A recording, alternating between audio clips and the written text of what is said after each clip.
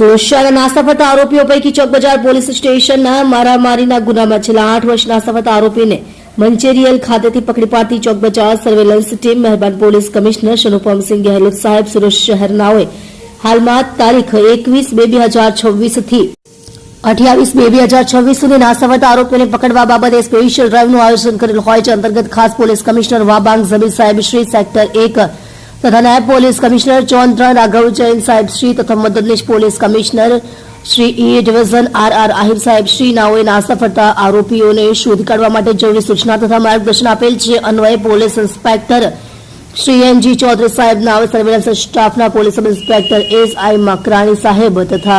Surveillance स्टाफना माणसोने drive दरमियान वधुमां वधु नास्ता फरता आरोपीओने शोध काढवा माटे जरूरी सूचना तथा मार्गदर्शन आपेल।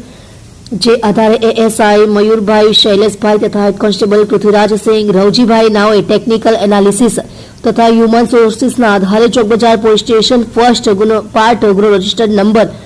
192/2018 इपिको कलम 324 323 504 तथा जीपीए कलम 135 मुजबना मारामारीना गुनाना कामे छेल्ला 8 वर्ष नास्तो फरतो आरोपी देवानंद सदाबदन केवटनानो मंचेरियल तेलंगाणा खाते होवानी हकीकत મળતા મંચેરિયલ તેલંગાણા ખાતે જઈ વર્કઆઉટ કરી ઉપરોક્ત આરોપીને પકડી પાડી પ્રશંસનીય કામગીરી કરવામાં આવેલ છે।